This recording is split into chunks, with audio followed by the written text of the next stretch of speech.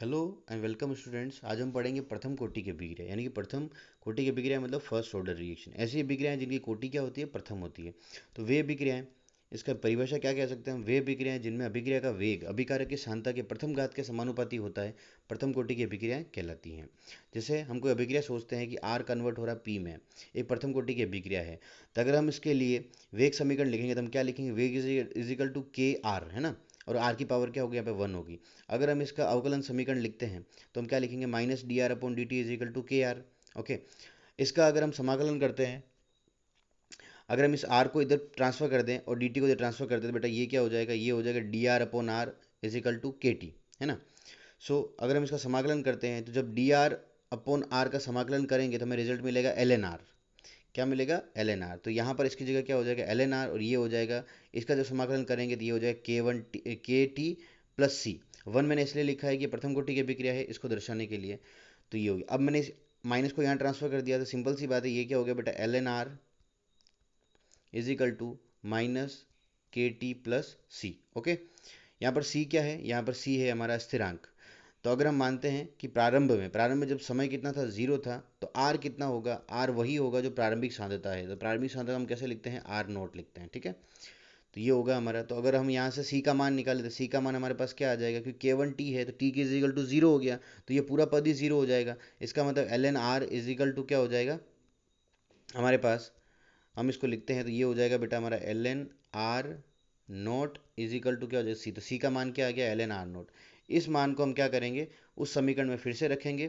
सी का मान समीकरण नंबर 2 में रखा हमने, तो हम देखते हैं हमें क्या प्राप्त होता है। हमें प्राप्त होता है बेटा L N R is equal to minus K T, और सी की जगह हमने लिख दिया एल एन आर नोट, ठीक है। अब हम देखते हैं के टी इज इक्वल टू क्या हो जाएगा, एल एन आर नोट, और ये यहाँ आएगा तो minus L N R, minus तो लोग ए माइनस लोग बी क्या होता है, लोग ए अपॉन बी। तो ये हो गया लोग ए अपॉन लोग बी। इस तरह से हम लिखेंगे L N R naught upon are.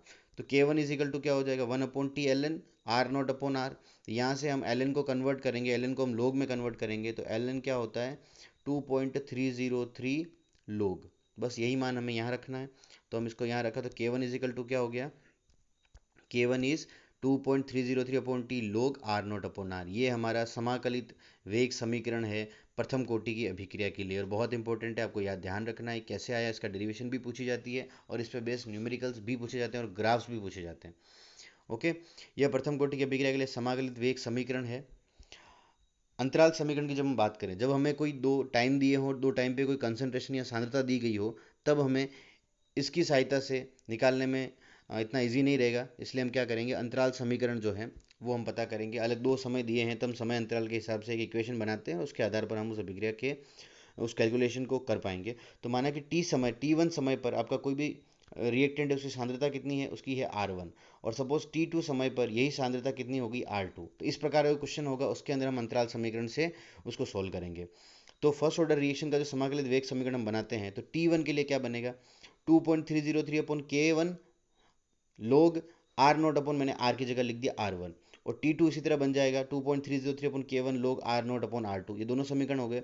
अब समीकरण दो में समीकरण एक को घटाएंगे तभी हमें क्या मिलेगा, T two minus T one, और यही हमारा समय का अंतराल। इसलिए हम करेंगे, समीकरण दो में से एक को घटा देंगे तो T two minus T one क्या हो जाएगा, 2.303 अपॉन के वन। ओके, दोनों में उपस्थित है।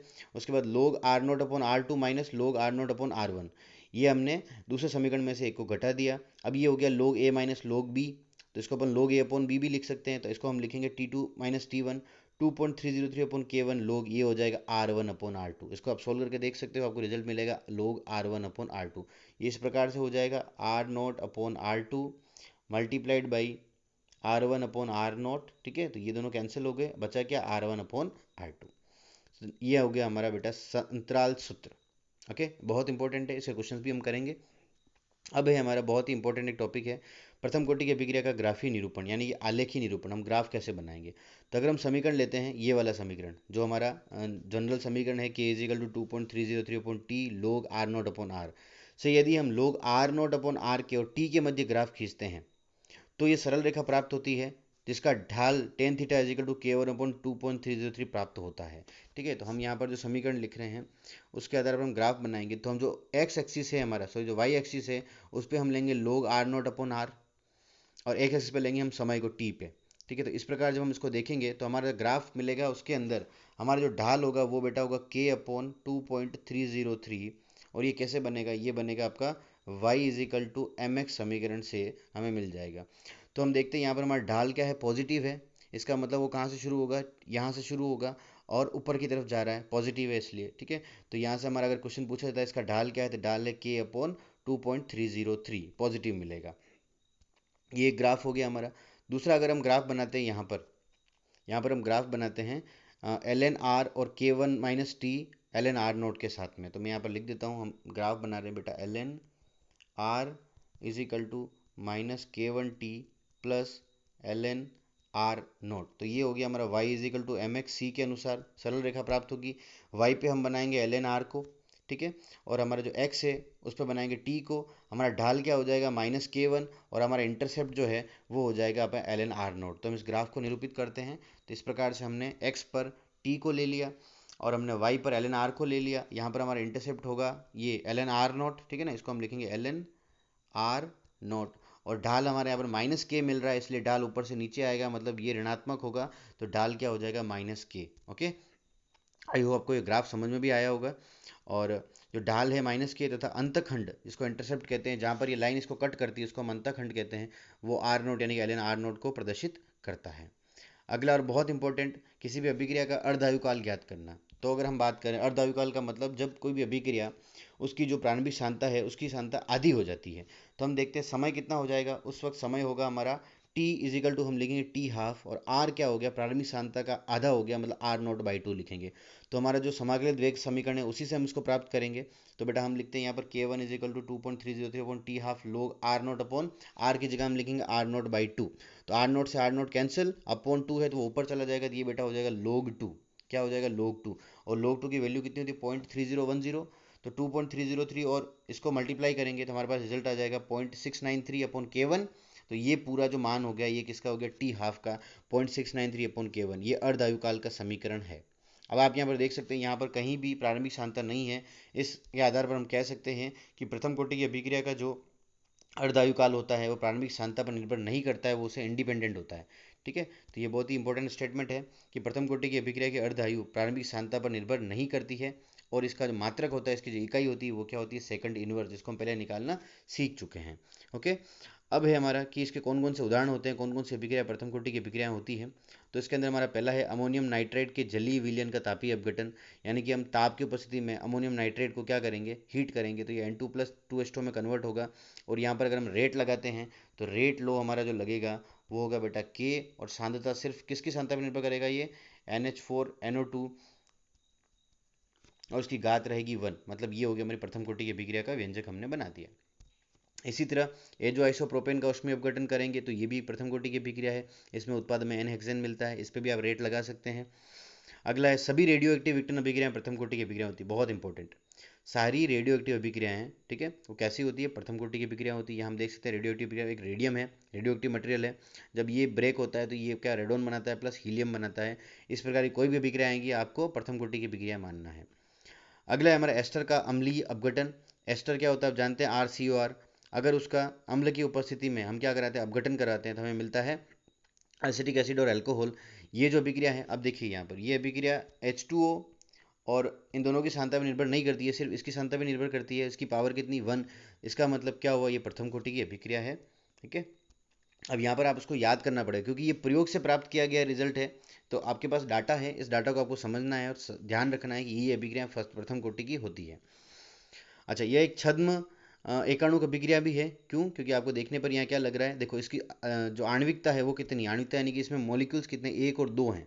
तो आपको देखने पे लगेगा कि ये द्वितीय कोटि की अभिक्रिया है, लेकिन असल में ये कैसी है, प्रथम कोटि की अभिक्रिया है, इसलिए इसको बोलते हैं छद्म एकाणुक अभिक्रिया।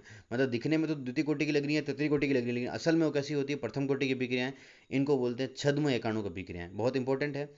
शर्करा का प्रतिपन, प्रतिपन मतलब इन्वर्जन होता है ना।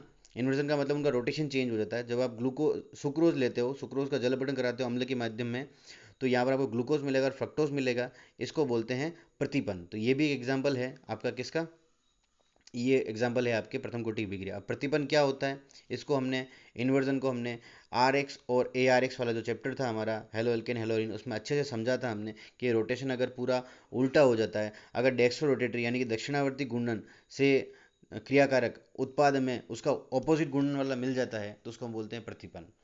अगला है H2O2 का विघटन, तो ये भी प्रथम कोटि की अभिक्रिया है। N2O5 का विघटन, ये भी प्रथम कोटि की अभिक्रिया है। तो इस प्रकार कुछ ये एग्जांपल्स हैं, इसके बाहर कोई क्वेश्चन नहीं होगा। ये एग्जांपल्स आपको देख लेने हैं कि ये प्रथम कोटि की अभिक्रिया के होते हैं, और शून्य कोटि की अभिक्रिया के तो बहुत ही कम एग्जाम्पल्स हैं, वेरी रेयर है वो, तो इसलिए वो भी आपको आराम से याद हो जाएंगे। अब हम देखते हैं कुछ क्वेश्चंस देख लेते हैं इसके ऊपर कि प्रथम कोटि की अभिक्रिया के लिए अगर आपको उसका व्यंजक गया है, वेग स्थिरांक दिया गया 5.5 इंटू 10⁻14 सेकंड इनवर्स है, तो इसका अर्ध आयुकाल ज्ञात कीजिए। तो सिंपल सी बात है, आपको कुछ नहीं करना, सीधा फॉर्मूला लगाना है ये वाला, टी हाफ ही ज्ञात करना है, और हमारे पास के दिया गया है तो हम सीधा एक फॉर्मूला लगाएंगे, T half is equal to 0.693 upon K1, और ये वैल्यू अपन यहाँ पर रख देंगे, 0.693 अपॉन K1 की वैल्यू क्या है, ये वैल्यू है।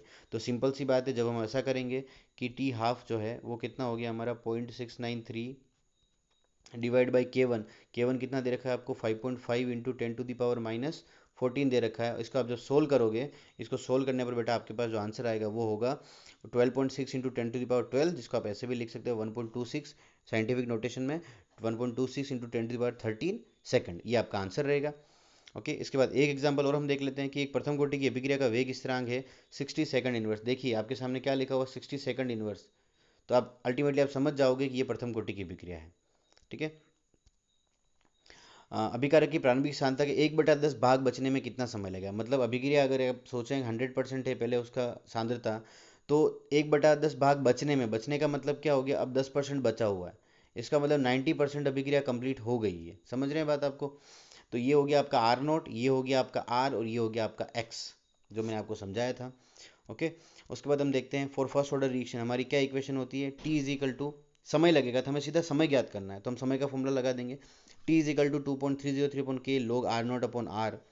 के यहाँ पर 60 सेकंड इनवर्स दिया गया है, तो के की जगह हम उसकी वैल्यू रख देंगे, ये हमने रख दी, लॉग आर नोट अपॉन, अच्छा हम यहाँ पर आर नोट भी गिवन नहीं है, और आर नोट के बाद आर भी गिवन नहीं, बट हमको ये पता है कि अगर आर नोट 100% है ना, तो आर जो होगा वो कितना होगा, इसका 10%, यानी कि 100 का 10%। ठीक है, ये हमको पता है। तो अगर आर जो है, सपोज आर नोट जो है बेटा वो 1 है, तो आर कितना हो जाएगा 1/10, बस इसी डाटा को हम इसमें रख देंगे। तो हमने रख दिया R naught upon 1/10 R naught cancel, 1/10 क्या हो जाएगा log 10, और log 10 की वैल्यू कितनी 1, इसका मतलब अल्टीमेटली हमें इसको ही डिवाइड करना है 2.303 अपॉन 60, तो इसका हमारे पास आंसर आ जाएगा 3.8 इंटू 10⁻², सेकंड, ये टाइम हमने प्राप्त कर लिया। इस प्रकार से और भी क्वेश्चन हम करेंगे इस पे बेस्ड, बहुत इंपॉर्टेंट है इस चैप्टर में। ओके, और प्रथम कोटि की अभिक्रिया, शून्य कोटि की अभिक्रिया को अच्छे से पढ़ें, समझें, और क्वेश्चन होता है आप मुझसे पूछें और इनका कॉन्सेप्ट बहुत अच्छे से क्लियर करें। आई होप आपको ये दोनों ही क्वेश्चन समझ में आए होंगे और ये टॉपिक भी आपको समझ में आया होगा। Okay, so students, all the best to all of you, do hard and do smart work. Thank you.